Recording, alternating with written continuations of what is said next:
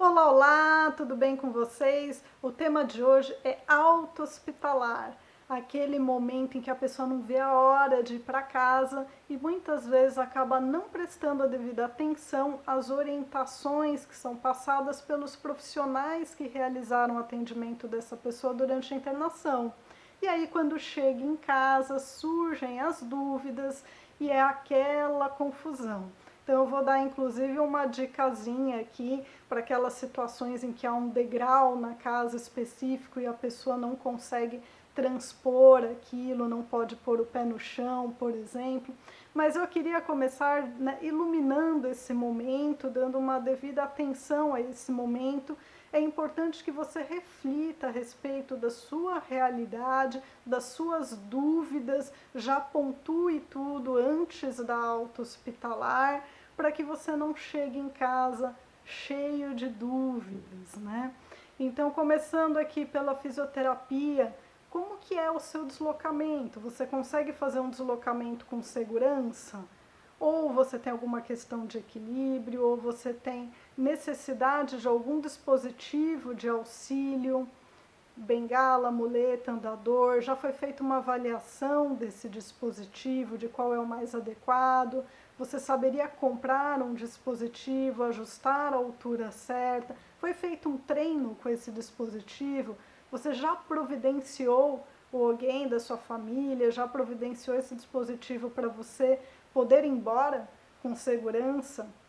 E se você tem alguma questão de deslocamento, você já pensou como vai ser feito, por exemplo, como é que você vai entrar no carro ou no transporte que você vai embora, como que você vai sair? Então, é importante fazer um planejamento desse momento. Você pode pôr o pé no chão, não pode, pode dobrar uma articulação, não pode, e aí vai precisar, por exemplo, de uma cadeira de rodas, não pode dobrar o joelho, por exemplo. Precisa de uma cadeira de rodas específica que deixa a sua perna toda esticadinha até você ir embora. E em casa também você vai precisar desse cuidado, por exemplo, durante um tempo, enfim. Você precisa já ver qual que é a sua realidade ali na internação e a sua realidade em casa. Seu banheiro é adequado para suas necessidades hoje? Ou você precisa de barras, né? Ou você precisa tomar banho sentado, precisa de uma cadeira de banho, por exemplo, ou se a pessoa não tem condições financeiras, como que vai ser adaptada uma cadeira de banho, com uma cadeira de plástico, ter algum tipo de antiderrapante para que ela também não se locomova e você sofra algum tipo de acidente ali. Então, olha quantos aspectos nós temos que olhar, né? Sua casa tem escada, você pode ou não pode pôr o pé no chão, como é que vai fazer para subir essa escada? É muito comum, às vezes, os ortopedistas solicitarem um fisioterapeuta para orientar uma pessoa a subir uma escada sem pôr o pé no chão com muletas. Gente, não existe milagre, a gente não tem técnica de levitação, tampouco vamos ficar ensinando a pessoa a pular na escada. É possível não colocar o pé no chão quando você está se locomovendo no plano, fazendo o balanço. Existe toda uma técnica para isso, mas na escada, se você fizer um balanço, a chance de você ir para trás é muito grande. Esse é o tipo de caso que a pessoa precisa subir de bumbum. Vai colocando as mãos e subindo de bumbum. Infelizmente, essa é a realidade.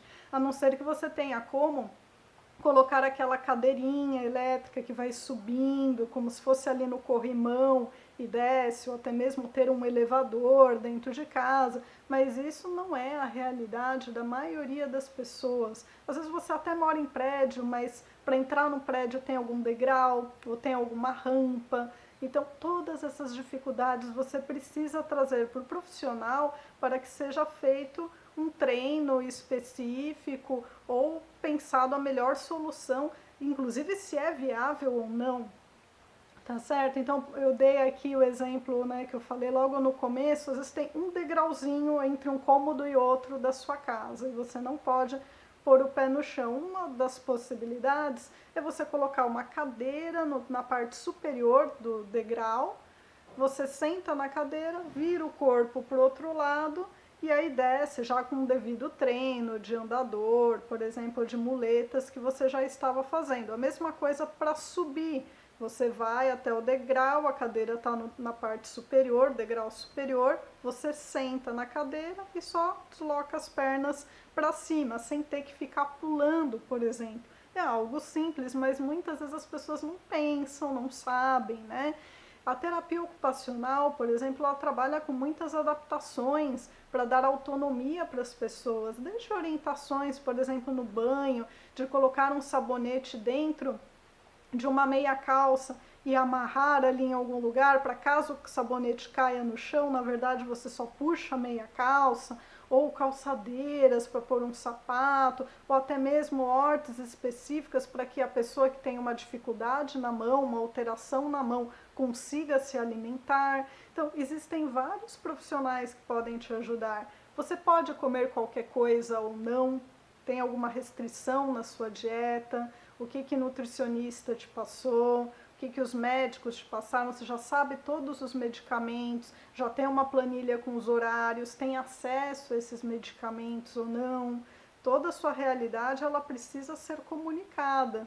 Não adianta, né? Às vezes a pessoa não vai comprar porque não tem condições e aí no fim acaba não tomando o medicamento. Então precisa ver o serviço público de saúde oferece ou não aqueles medicamentos, né? Então, os profissionais, às vezes, têm informações que podem te ajudar, mas você precisa trazer isso à tona, da sua realidade.